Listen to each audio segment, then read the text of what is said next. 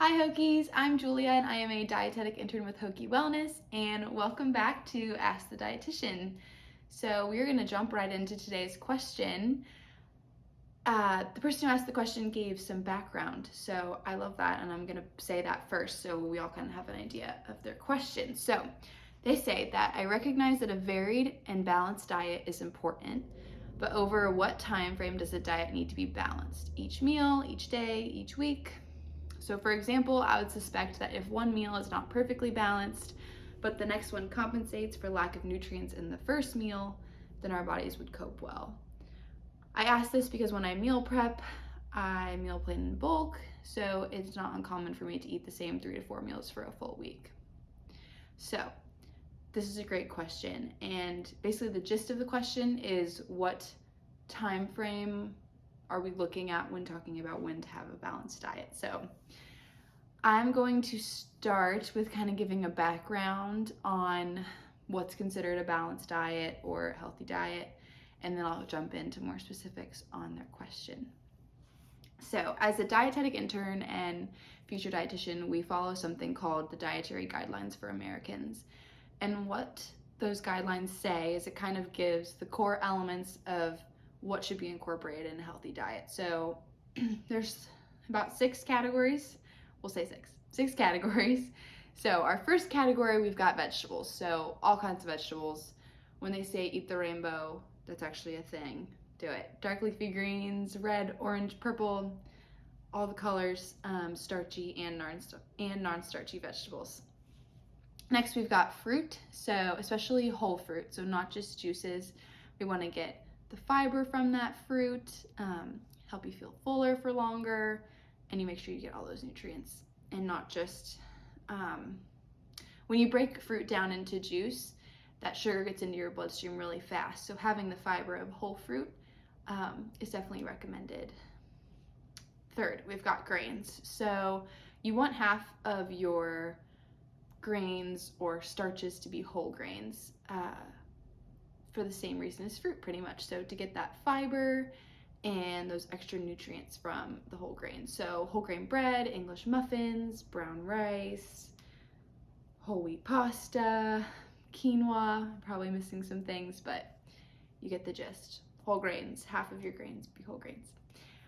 Fourth, we've got dairy. So this can also be lactose-free or fortified, like non-dairy versions.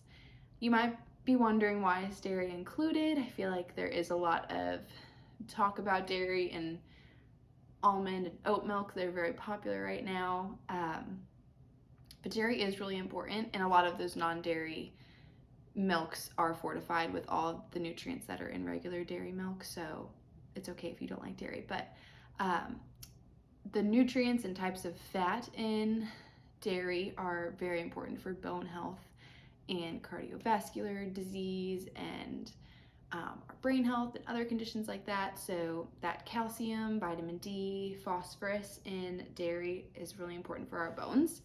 And the high potassium in dairy is really good for our blood pressure, so our cardiovascular health is improved, so like our heart. So there are definitely a lot of good benefits to dairy, and those nutrients, dairy is one of the places we can get the highest amount of those nutrients. Next, fifth one, we've got protein. So this can be lean meats, poultry, eggs, seafood, beans, lentils, nuts, seeds, all those kinds of things. And then lastly, so 6, we've got healthy oils. So vegetable oils like avocado oil, olive oil. There are even oils in foods like seafood and nuts. So you could also call healthy oils healthy fats. So the other part of the dietary guidelines is things to reduce. I like to think of when you're incorporating a healthier lifestyle in your life, I like to think about things to add to your diet instead of things to take away.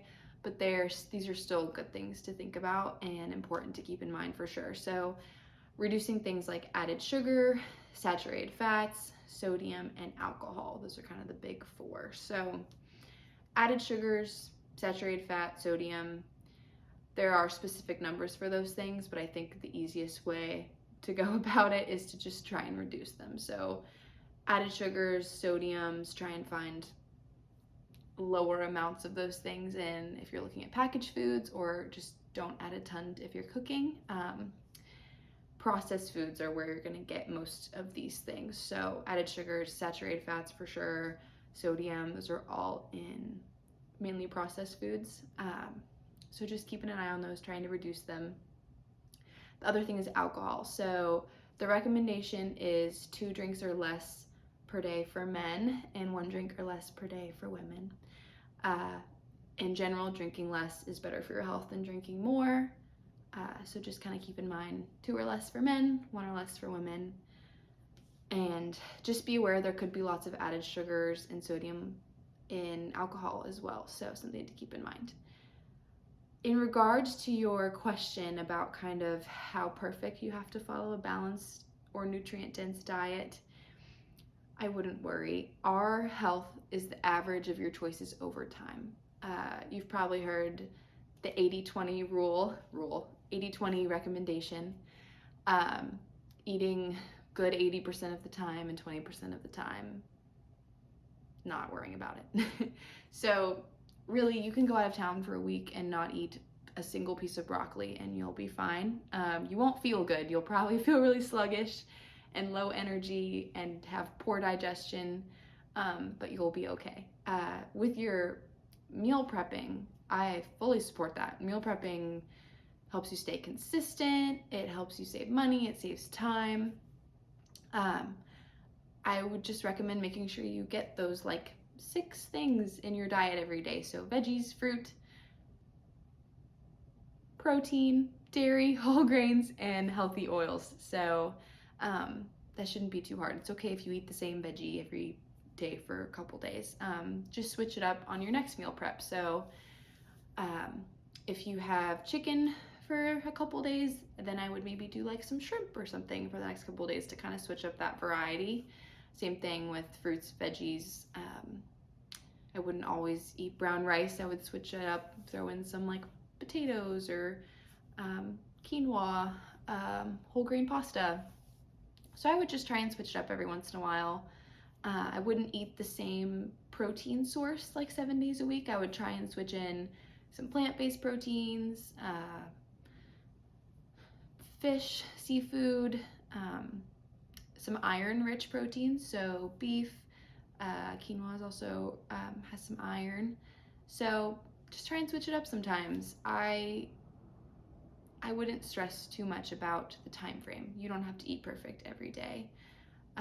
I know, so another thing that we go by in the nutrition world is something called My Plate, which you've probably heard of, but if you picture like your dinner plate, it should be a quarter protein, so like your plate, a quarter protein, a quarter carbohydrate or starch, and then the other half of your plate should be like fruits and veggies. So in the morning, I'm not as good at getting in vegetables. If I'm doing good, sometimes I'll throw some spinach in a smoothie or spinach in my eggs.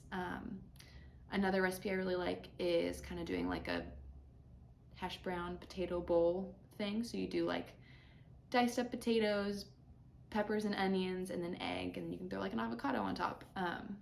It's really good. So sometimes I get vegetables in, sometimes I don't. So usually in the morning, that half of my plate will be like fruit or something that's a lot easier to get in, and it's also quicker sometimes. So just trying to make sure you get a variety every day. I wouldn't eat the same thing for all 3 meals. I would switch that up, but I don't think most people do that. So yes, you will be fine.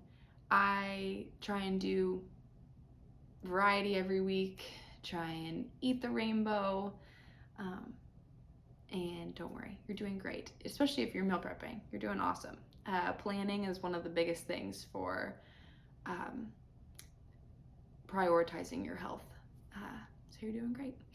Thank you guys for listening. Please comment if you have any other questions, or if you feel like I didn't address this in a clear way. I would be happy to comment back some other answers. Thank you guys so much for watching. Like and subscribe to Hokie Wellness, and I'll see you guys next time. Bye.